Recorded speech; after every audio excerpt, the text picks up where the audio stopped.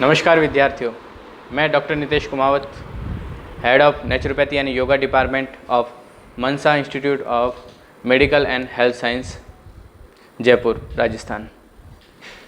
विद्यार्थियों, आप हमारे इंस्टीट्यूट से 2.5 वर्षीय DNYS कोर्स का अध्ययन कर रहे हैं।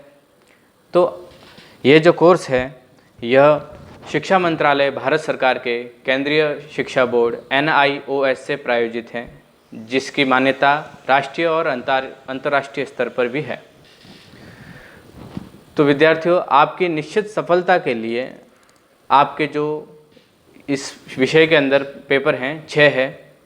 सबसे पहला पेपर 811, 812 और 813 जो कि थ्योरिकल पेपर हैं, और 814, 15 और 16 ये सारे आपके प्रायोगिक या प्रैक्टिकल पेपर हैं, जिसमें से आपकी सफलता के लिए हमने कुछ शॉर्ट नोट्स बनाए हैं, जिनको हम इन वीडियो के माध्यम से आपको पढ़ाएंगे। जो वीडियो की पूरी सीरीज़ आप निरंतर देखते रहें। वैसे तो आपको भारत सरकार द्वारा प्रिंटेड बुक भेजी जा चुकी है इंस्टीट्यूट के द्वारा, किंतु आप हमारे इन वीडियो के साथ में भी अटैचमेंट बनाए रखें, इनको भी समय समय पर देखते रहें, जिससे आपके शॉर्ट्स नोट्स तैयार होते रहें और आप परीक्षा में बहुत अच्छी सफलता प्राप्त कर सकें। तो हम आज आपके सबसे पहले सब्जेक्ट जो 811 सब्जेक्ट कोड हैं, जिसका नाम है योग का आधारभूत ज्ञान, द बेसिक नॉलेज ऑफ योग। तो इसके पहले चैप्टर को हम पढ़ेंगे, जो इस प्रकार है। चैप्टर 1, योग का आधारभूत ज्ञान, जिसमें सबसे पहले आपको योग का परिचय दिया गया है।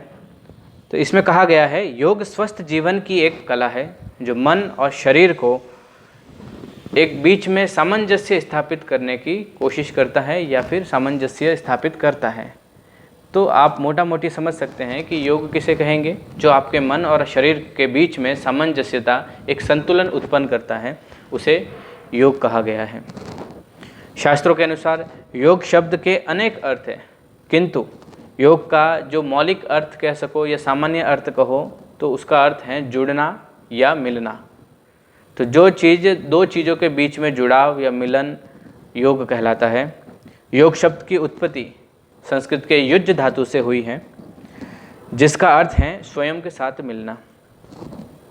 शरीर का मन से, मन का आत्मा से, आत्मा का परमात्मा से जुड़ना योग कहलाता है। योग के महान दार्शनिक पतंजलि जी ने अपने ग्रंथ योग दर्शन के अंदर योग को अनुशासन का विज्ञान कहा है। तो इसी प्रकार योग की कई परिभाषाएं हैं, उसमें प्रमुख परिभाषाओं का वर्णन हम आपको इस वीडियो में बताएंगे। योग की परिभाषाएं।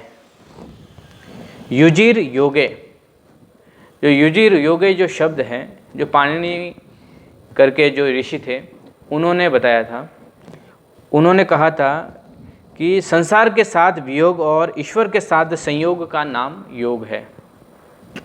इसी प्रकार दूसरी जो परिभाषाएं आती हैं वो पतंजलि योग दर्शन के सूत्र के अनुसार हैं, जो है योगश्च चित्त वृत्ति निरोध, अर्थात योग वह है जो आपके चित्त की वृत्तियों का निरोध करते हैं।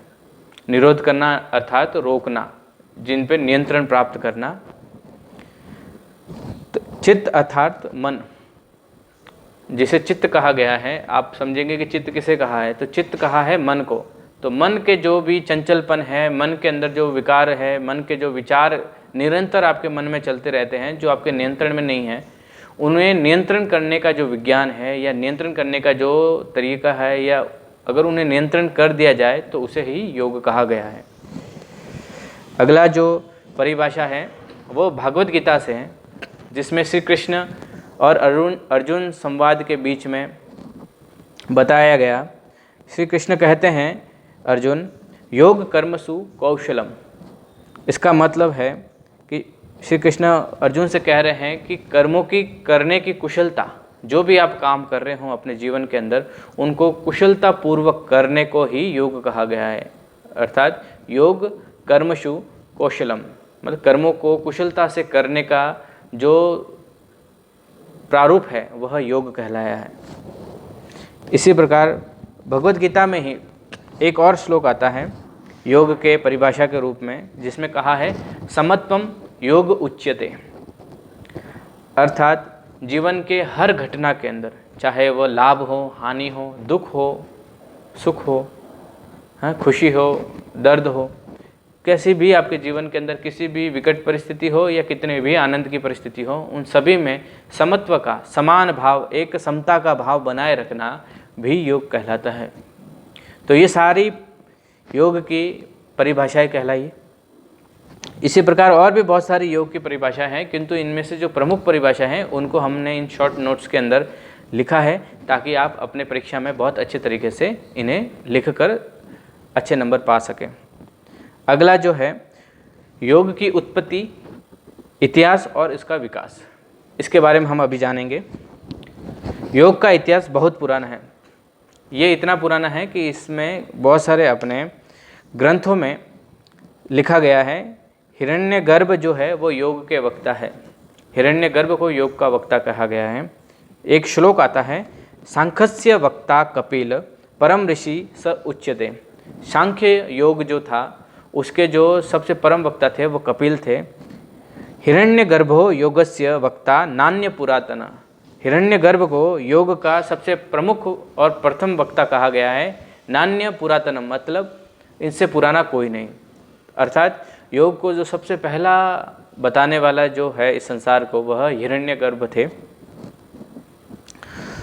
तो श्रीमद् भगवद गीता के 4 अध्याय में योग का एक विस्तृत वर्णन श्री कृष्ण जी ने किया है। श्री कृष्ण जी अर्जुन से कहते हैं, हे परम तप अर्जुन, इस प्रकार परंपरा से प्राप्त इस योग को राज ऋषियों ने जाना, किंतु यह किसी कारणवश बहुत काल तक इस पृथ्वी से लुप्त प्राय हो गया। श्रीमद् भगवद गीता में योगेश्वर श्री कृष्ण ने अर्जुन के साथ ज्ञान योग, भक्ति योग, कर्म योग और राजयोग पर बहुत ही बृहद रूप से डिटेल में चर्चा की। तो कुछ मुख्य योग ग्रंथों का सामान्य परिचय अब हम जानेंगे।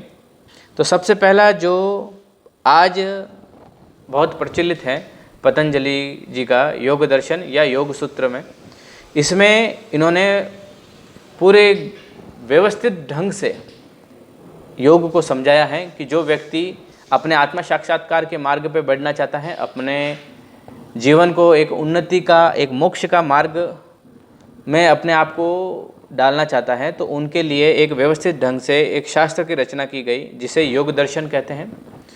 उसी के भाग योग सूत्र में 4 पादों की वर्णना है। 4 पाद कहते हैं 4 पाठ, 4 भाग। तो उन्होंने 4 पाद बनाए। उसमें से जो सबसे पहला पाद है समाधि पाद, दूसरा है साधना पाद, तीसरा है विभूति पाद और चौथा है कैवल्य पाद।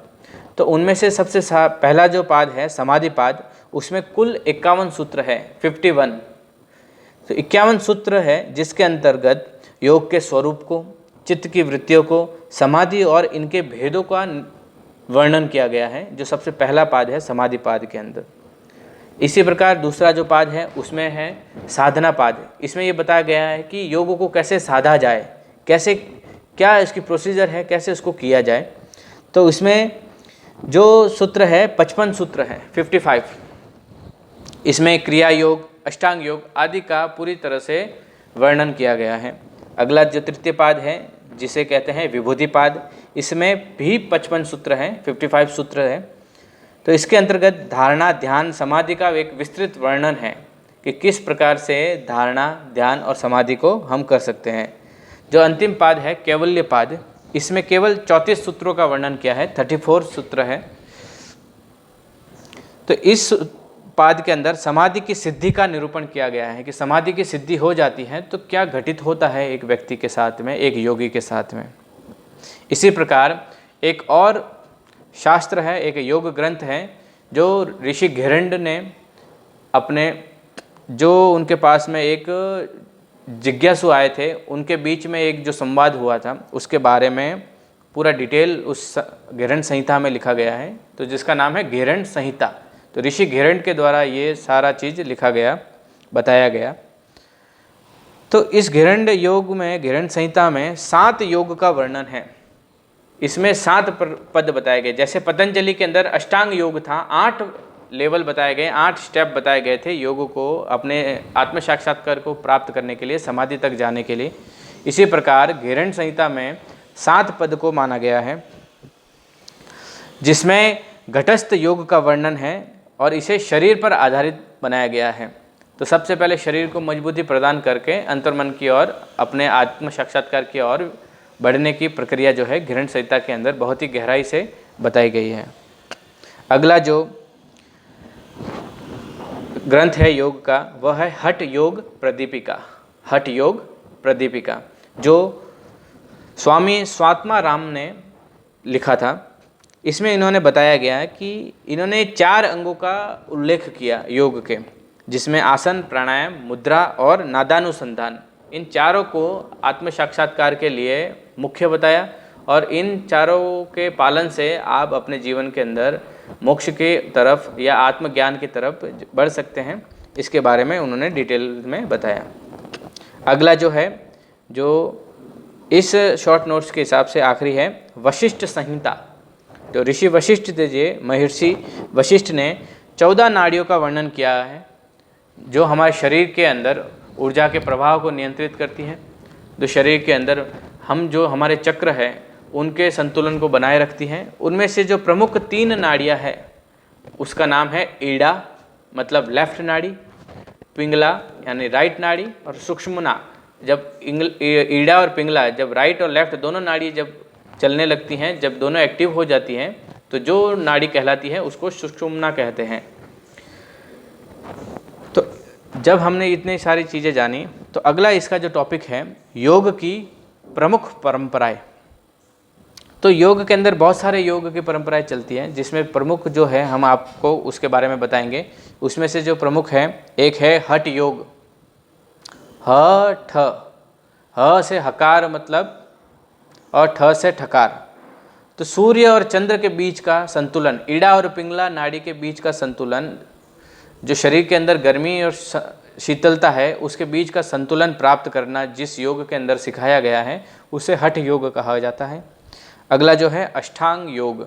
8 अंगों के द्वारा, 8 पाद है, 8 लेवल है, उन लेवल के द्वारा अपने जीवन के आत्मकल्याण के लिए, आत्मज्ञान की प्राप्ति के लिए जो क्रियाएं बताई गई हैं वह अष्टांग योग के अंदर बताई है। कर्म योग, कर्म प्रधान जो प्रोसीजर है वो भगवद गीता में इसका वर्णन आता है और भी बहुत सारे ग्रंथों में इसके बारे में बताया गया है। फिर भक्ति योग, ज्ञान योग, इन सभी के द्वारा हम योग की बहुत सी परंपराओं को जान सकते हैं। तो सबसे पहले हठ योग के बारे में हम बात करेंगे। महर्षि घेरंड ने, जो घेरंड संहिता के अंदर उन्होंने 7 अंग बताए हैं, जिसमें से षटकर्म है, आसन है, मुद्रा है, प्रत्याहार है, प्राणायाम है, ध्यान है और समाधि है।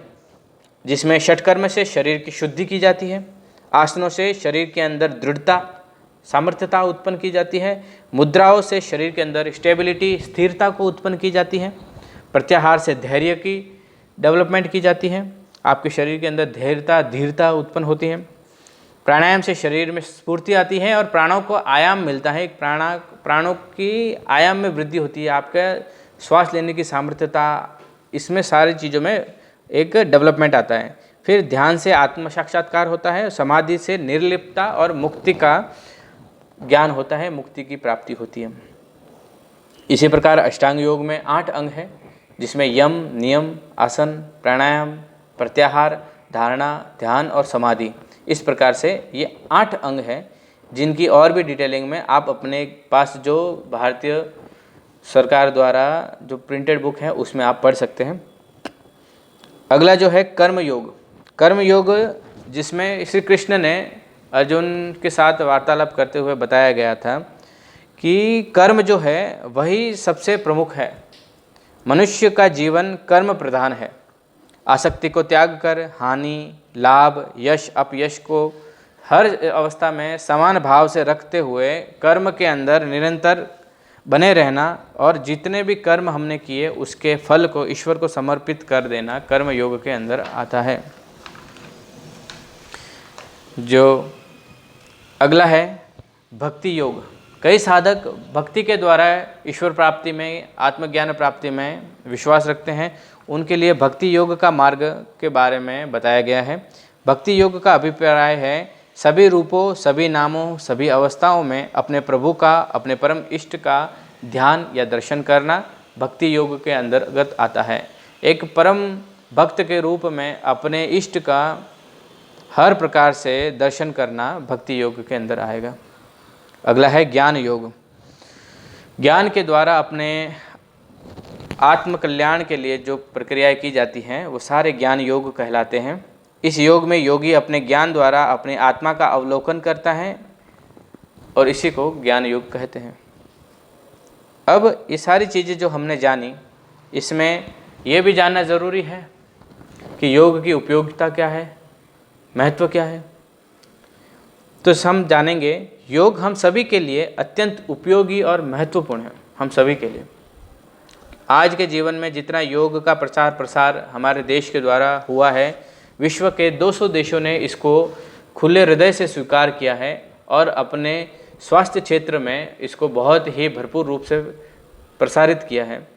तो आज हमारी भी एक जिम्मेदारी बनती है कि हम हमारे देश के जितने भी नागरिक हैं और हम स्वयं भी अपने आप को स्वस्थ रखने के लिए योग को अपने जीवन में उतारें। यह शरीर में लचीलापन भी लाता है, आपकी फ्लेक्सिबिलिटी बढ़ाता है और जिसकी रीढ़ की हड्डी, जिसका शरीर लचीला रहता है, उसका जवानी भी उतना ही बना रहता है। वो बुढ़ापे की तरफ बहुत ही धीमी गति से बढ़ता है। ये मांसपेशियों को मजबूत करके शरीर को सुदृढ़ बनाता है। तो ये शरीर की मांसपेशियों को भी स्वस्थ बनाने में मदद करता है। शरीर में ब्लड सर्कुलेशन को, रक्त के संचार को सही करता है। हृदय को शक्तिशाली बनाता है। शरीर के अंदर जितने भी विषाक्त द्रव्य है, हमारे शरीर के अंदर जितनी भी गंदगियाँ है, उन सब को बाहर निकलने के लिए प्रेरित करता है और बाहर निकालता है। ये मन के जो भी चंचलता है उसको नियंत्रण करने में आपकी मदद करता है और आत्मबोध को प्राप्त करने में मदद करता है। फिर ये मानसिक एकाग्रता को बढ़ाता है। आपके जो इमोशनल स्थितियाँ है, जो भावनात्मक स्थितियाँ है, उनके बीच में संतुलन लाता है। चाहे आपके मन में क्रोध उत्पन्न हो रहा हो, लोभ उत्पन्न हो रहा हो, राग उत्पन्न हो रहा हो, द्वेष उत्पन्न हो रहा हो, उन सभी के अंदर संतुलन लाने में योग आपकी बहुत बढ़िया तरीके से मदद कर सकता है। जो आपके जीवन के प्रमुख दुखों के कारण होते हैं, उनके ऊपर विजय प्राप्त करने के लिए योग आपके लिए बहुत ही बेहतरीन और उम्दा हथियार है। यह चारित्रिक और नैतिक निर्माण करता है, आपके चरित्र का और आपके नैतिकता के निर्माण करता है, जिससे देश और प्रबल और सुदृढ़ बनता है। आपका अपने जीवन में, आपके क्षेत्र में आपकी छवि को और बढ़िया और मजबूत बनाता है, जिससे एक समाज अच्छा और राष्ट्र का एक प्रमुख और विकसित रूप से निर्माण होता है। तो इस प्रकार हमने जाना कि योग का क्या प्रभाव है, योग क्या है, योग के क्या क्या अंग है, और ये सारी चीज़ें प्रथम चैप्टर के अंदर आपको समझाई गई। जो अगला चैप्टर होगा उसके जो नाम है, उस चैप्टर का नाम है योग का अस्तित्व की अवधारणा। योग का जो अस्तित्व है उसके बारे में हम बात करेंगे। तो अगले वीडियो में हम मिलेंगे। धन्यवाद। नमस्कार विद्यार्थियों, मैं doctor Nitesh Kumawat, head of naturopathy and yoga department, Mansa institute of medical and health science, Jaipur, Rajasthan.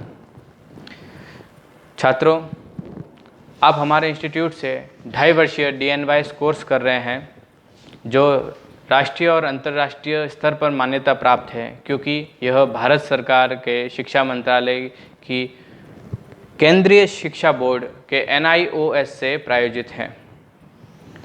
आपके कोर्स के जो 3 थ्योरी पेपर हैं, 811, 812 और 813, जिनके सब्जेक्ट कोड हैं, और प्रैक्टिकल के 814, 815 और 816 पेपर हैं। ये सारे पेपरों के बारे में, उनमें से प्रमुख जो 3 थ्योरिकल पेपर हैं उनके बारे में हम अभी आपको वीडियो के माध्यम से शॉर्ट नोट्स में अध्ययन करवा रहे हैं। वैसे तो आपके पास में प्रिंटेड भारतीय सरकार द्वारा बुक्स अवेलेबल होगी, जो केंद्र के द्वारा, हमारे इंस्टीट्यूट के द्वारा भेजी जा चुकी है, उसका आप अध्ययन कर ही रहे होंगे, किंतु साथ ही साथ में इन शॉर्ट नोट्स के वीडियोस को भी देखें, जिससे आपको सफल होने में और ज़्यादा मदद मिलेगी। तो पिछले वीडियो में हमने बात की थी प्रथम चैप्टर योग के आधारभूत ज्ञान, जिसका सब्जेक्ट कोड 811 है। तो उसके द्वितीय चैप्टर, सेकंड चैप्टर के बारे में हम आज अध्ययन करेंगे, इस वीडियो के माध्यम से समझेंगे। तो सेकंड चैप्टर जो है इसका नाम है योग अस्तित्व की अवधारणा। योग का जो अस्तित्व है वो हमारे वैदिक काल में किस प्रकार से था और वर्तमान काल में किस प्रकार से अपनी एक छवि बनाए रखा है, उसके बारे में हम जानेंगे। तो इसमें सबसे पहले बताते हैं कि वैदिक काल में योग का क्या अस्तित्व था। तो इसमें बताते हैं योग विद्या सृष्टि के आरंभ काल से ही विद्यमान रही है। जब इस सृष्टि का आरंभ हुआ उसी समय से योग का प्रचलन शुरू हो गया था, योग का अस्तित्व बन गया था। 4 वेदों में विस्तार पूर्वक से अलग अलग स्थानों पर योग का अलग अलग रूप में वर्णन किया गया है, जिसमें से प्रमुख ऋग्वेद, यजुर्वेद और अथर्ववेद में कई जगहों पर योग के बारे में बहुत ही गहराई से, बहुत ही बढ़िया तरीके से बताया गया है। इसी प्रकार जब वेद काल बीत गया, उपनिषद काल आए, तो उन उपनिषद काल में उपनिषदों में भी योग को बहुत ही बेहतरीन तरीके से समझाया गया। वेदों के बाद उपनिषदों में योग का वर्णन आता है। उपनिषद साहित्य को ज्ञान कांड की संज्ञा दी है। जो वेदों का जो एक सारभूत ज्ञान जिसमें था वह उपनिषद में था, तो उपनिषद को वेदांत भी कहा है और ज्ञान कांड की संज्ञा भी दी है। तो उन उपनिषदों में प्रमुख उपनिषद हैं कठ उपनिषद, योगशिक उपनिषद, त्रिशिक ब्राह्मण उपनिषद, श्वेताश्वेतरोपनिषद आदि उपनिषदों में योग का विस्तार पूर्वक वर्णन किया है। तो ये सारे उपनिषद योग के बारे में बताते हैं। तो यह इस अस्तित्व को दर्शाता है कि योग बहुत ही प्राचीन काल से, सृष्टि के आरंभ से ही इसके लगभग इसके अस्तित्व के प्रमाण मिलते हैं। तो योग के दर्शन काल में योग का क्या अस्तित्व था। जिस प्रकार हमने वैदिक काल में हमने बताया, हमने जाना, वैसे ही उपनिषद काल में हमने जाना। इसी प्रकार दर्शन काल में जब दर्शनों का उद्भव हो रहा था, अलग अलग दर्शन डेवलप हो रहे थे, तो उसमें योग का क्या अस्तित्व रहा, इसके बारे में जानेंगे। तो दर्शन को 2 भागों में विभाजित किया गया। जब दर्शन काल था उसको 2 भागों में विभाजित किया गया। एक था आस्तिक दर्शन और एक थे नास्तिक दर्शन। दर्शन का अर्थ है किसी चीज़ के बारे में निपक्षता से, किसी भी प्रकार के पक्षपात से दूर तरीके से उसको देखना, समझना, उसको स्वीकार करना। इसके बारे में उस काल के दौरान 2 दर्शन जो बने, आस्तिक दर्शन और नास्तिक दर्शन। तो जो आस्तिक दर्शन था, ईश्वर में आस्था रखने वाले सारे दर्शन आस्तिक दर्शन कहलाते थे, जिसके प्रमुख दर्शन थे न्याय दर्शन, वैशेषिक दर्शन, सांख्य दर्शन, योग दर्शन, मीमांसा और वेदांत दर्शन नामक 6 दर्शनों का वर्णन है। इसी प्रकार नास्तिक दर्शनों के बारे में बताया गया। ईश्वर को नहीं मानने वाले, जो ईश्वर की सत्ता को स्वीकार नहीं करते थे, ऐसे कुछ दर्शन हैं, जिसमें से प्रमुख दर्शन थे बौद्ध दर्शन, जैन दर्शन और चार्वाक दर्शन। ये 3 दर्शन नास्तिक दर्शन थे। किंतु इन दर्शनों में भी हर एक में योग के बारे में बहुत ही कहीं न कहीं विशेष प्रकार से वर्णन किया है। तो सबसे पहले हम जानेंगे सांख्य दर्शन में योग का क्या अस्तित्व था। सांख्य दर्शन जो ऋषि कपिल द्वारा बनाया गया था। सांख्य दर्शन में अभ्यास और वैराग्य से ज्ञान के उदय के उपदेश मिलते हैं, कि निरंतर अभ्यास और वैराग्य से आपके ज्ञान का एक उद्भव आपके शरीर में उत्पन्न होता है। इसके बारे में सांख्य दर्शन में बताया गया है और इसी योग से मुक्ति प्राप्त करने का माध्यम बताया है। अगला जो है योग दर्शन में योग का क्या अस्तित्व है। योग दर्शन महर्षि पतंजलि द्वारा प्रणीत है। महर्षि पतंजलि ने अपने उस दर्शन में 195 सूत्रों का वर्णन किया है, जिसमें उन्होंने संस्कृत में बहुत ही बेहतरीन तरीके से योग को, उसके भागों को, उसकी अंतिम स्थिति को प्राप्त करने के लिए एक व्यवस्थित सुदृढ़ ढंग से जो सिस्टमैटिक जो बताया, वो योग दर्शन के अंदर बताया गया। तो अष्टांग योग का वर्णन महर्षि पतंजलि ने किया, जिसमें यम, नियम, आसन, प्राणायाम, प्रत्याहार को बहिरंग योग और बाह्य शुद्धि साधन बतलाया है। अर्थात जो शरीर के जो शुरुआती 5 भाग है, यम, नियम, आसन, प्राणायाम, प्रत्याहार, ये 5 भागों को बहिरंग योग, मतलब शरीर और शरीर के स्तर पे प्राप्त करने वाला योग है। उसके बाद में आगे का जो आंतरिक योग था, आंतरिक शुद्धि के लिए जो योग था, वो धारणा, ध्यान और समाधि को साधन के रूप में बताया गया है, ताकि आप आत्मज्ञान के अंतिम सीमा को, अंतिम चरम को प्राप्त कर सको। संपूर्ण योग शास्त्र का विस्तार पूर्वक वर्णन योग दर्शन ने ही किया है। तो ये अस्तित्व है दर्शनों में योग का। इसी प्रकार वेदांत दर्शन, जब वेदों के अंत में जो उपनिषद बने उनके अंदर जो दर्शन हुआ वो वेदांत दर्शन के अंतर्गत आता है। वेदांत दर्शन में ज्ञान योग साधना का सविस्तार वर्णन किया गया है। वेदांत दर्शन में योग के स्वरूप को भिन्न भिन्न दृष्टिकोण से वर्णित किया, जिसमें सामान्य भाषा में योग मार्ग कहा जाता है। तो बहुत ही बेहतरीन ढंग से वेदांत दर्शन के अंदर योग को समझाया गया। जिस प्रकार से योग दर्शन पतंजलि द्वारा जो बनाया गया, उसमें योग को किस प्रकार से व्यवस्थित तरीके से करना है, इसी प्रकार वेदांत दर्शन में इसके बारे में बहुत ही गहराई से बताया गया। तो जैसे प्राचीन काल में योग का अस्तित्व था, फिर कुछ समय के लिए वो लुप्त प्राय सा हो गया, बहुत ही धरातल या ज़मीनी स्तर पे चला। पर आज जो एक मौलिक रूप से एक विश्व स्तरीय जो आज इसका प्रारूप बना है, तो इसके बारे में भी जानेंगे। आधुनिक काल में योग का क्या अस्तित्व है। आधुनिक काल में स्वामी दयानंद सरस्वती, स्वामी विवेकानंद जी, महर्षि अरविंद, फिर बहुत सारे योग गुरु जो रहे, जिसमें से प्रमुख अयंगर जी, कृष्णमाचार्य जी, ऐसे बहुत सारे लोग थे जिन्होंने आधुनिक काल में योग को बहुत ही विस्तृत बनाया। और इसी योग की गरिमा को पूरे विश्व स्तर पर फैलाने के लिए आज हम 21 जून, ये शब्द, ये तारीख याद रखिएगा आप, 21 जून को ही योग दिवस के रूप में मनाया जाता है पूरे विश्व के स्तर पर। 21 जून को ही क्यों मनाया जाता है? ऐसा माना जाता है कि योग जो है आपको एक लंबा जीवन दे सकता है, एक आनंदपूर्वक जीवन दे सकता है। तो 21 जून जो होता है ये एक ऐसा दिन है जो पूरे साल का सबसे लंबा दिवस होता है, सबसे लंबा दिन होता है। इसलिए 21 जून को चुना गया, 21 ये योग को प्रसारित करने के लिए या योग दिवस के रूप में। अब योग में ईश्वर का स्वरूप कैसा है, इसके बारे में क्या वर्णन आता है, इसके बारे में हम जानेंगे। ईश्वर की अवधारणा अत्यंत विस्तृत और व्यापक है। इसको ईश्वर एक ऐसा शब्द है जिसको सरल शब्दों में समझाया नहीं जा सकता, इसे महसूस किया जा सकता है, इसको एहसास किया जा सकता है, पर फिर भी शब्दों में लाने पर उसका जो महत्वता है या उसकी जो गरिमा है वो उतनी मौलिक नहीं रहती है जितनी इसके वास्तविक है। फिर भी हम ईश्वर को भगवान, परमात्मा, देवता, ब्रह्मा आदि कई नामों से जानते हैं। हर एक संप्रदाय के लोग, हर एक धर्म के लोग अपने परम शक्ति को अलग अलग रूपों में मानते हैं। कोई इसे अल्लाह कहते हैं, कोई इसे गॉड कहते हैं, कोई प्रभु कहते हैं, कोई भगवान कहते हैं। तो जिस भी रूप में मानते हैं, पर परम शक्ति को जो उस सत्ता के अंदर स्वीकार करते हैं, उस सभी का जो स्तर है, उस तक पहुंचने का जो मार्ग है वो योग कहलाता है। आप चाहे किसी भी मार्ग से गुजरें, वो योग ही कहलाएगा। ईश्वर जो शब्द है वो संस्कृत के ईश धातु से बना है, जिसका अर्थ होता है नियंत्रण करना। अर्थात ब्रह्मांड का, इस संसार का जो नियंत्रण करता है, जो अदृश्य शक्ति हैं जो इसका संचालन करती हैं अदृश्य रूप से, उसे ईश्वर कहा जाता है। तो इस प्रकार द्वितीय चैप्टर खत्म होता है। तो योग का जो अस्तित्व है प्राचीन काल से अभी आधुनिक काल में भी उतने ही महत्वता से बना है।